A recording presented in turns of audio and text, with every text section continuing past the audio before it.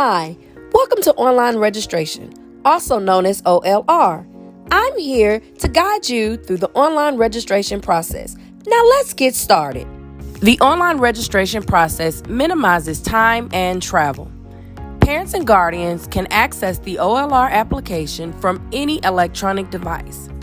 This includes computers, phones, or tablets. However, the use of a computer is the best device for completing the application.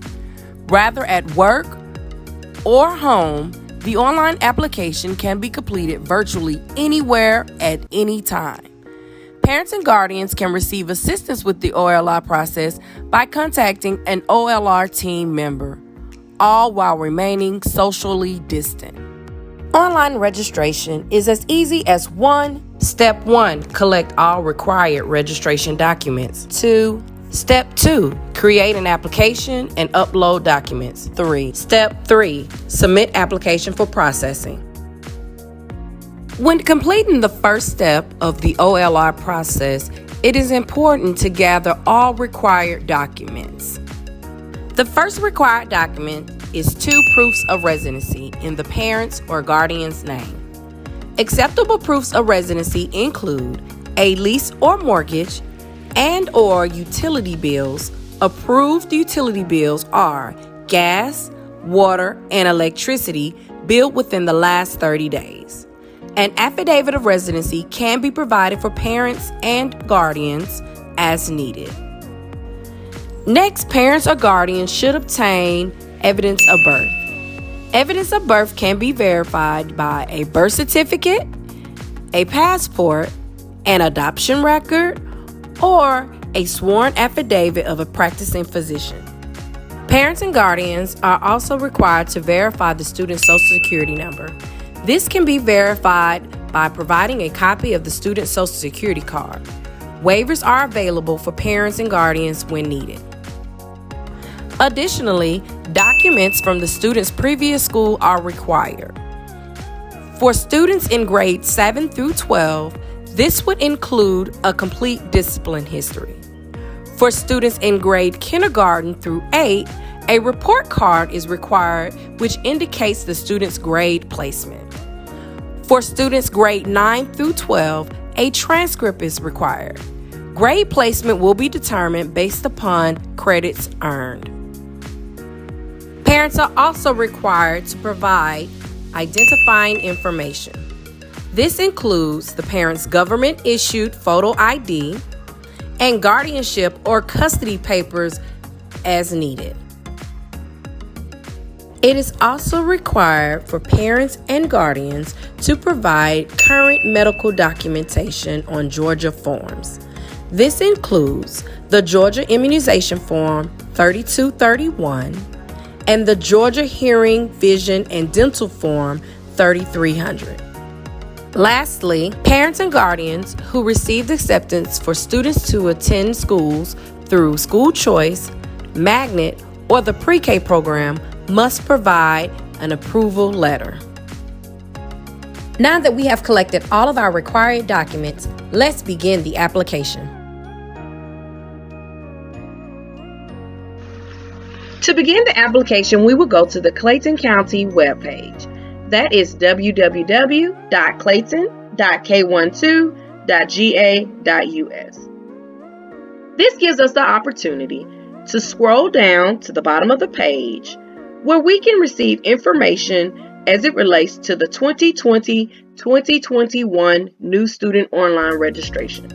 By clicking on this link, we will be taken to the Online Registration Central. Here we have a wealth of information as it relates to registration. It provides information from kindergarten registration as it relates to age requirements, pre-kindergarten registration as it relates to curriculum, school location. It discusses required documents for registration, as well as transcript requests, residency verification, the withdrawal process, and many, many more. By selecting any of the icons below, you can receive more information regarding registration. This gives instructions on how to complete the application, while this document provides us with the documents that we need for registration completion. Anytime we see this blue icon, Register Online Now, we can click that and go to the application. Once in the application, we are allowed the opportunity to select our language.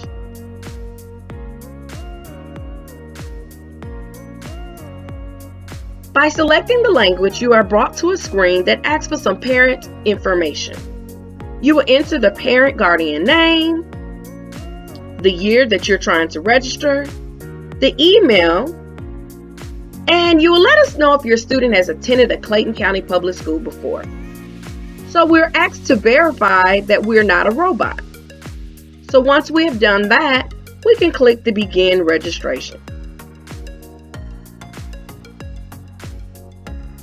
As you can see, I received a warning sign because this let me know that there are some fields that need to be completed.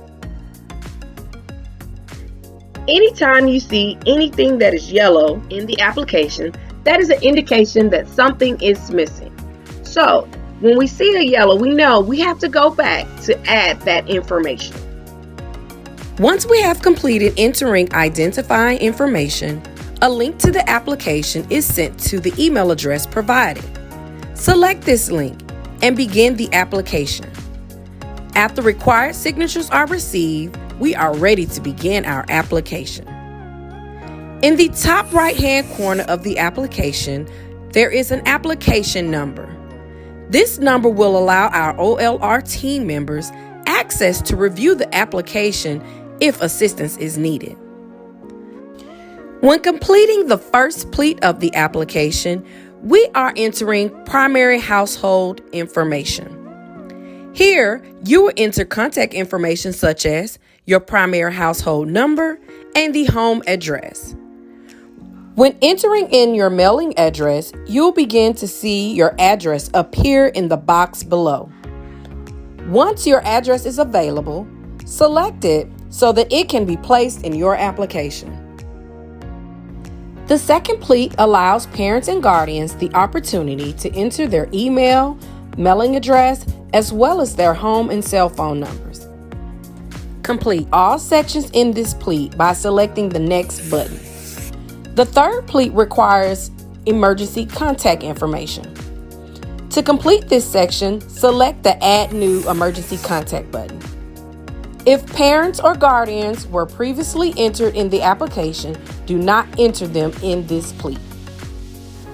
The last pleat is the student pleat. This is where parents and guardians enter all demographic information about the student. Parents and guardians will enter the student's name exactly how it is written on the birth certificate.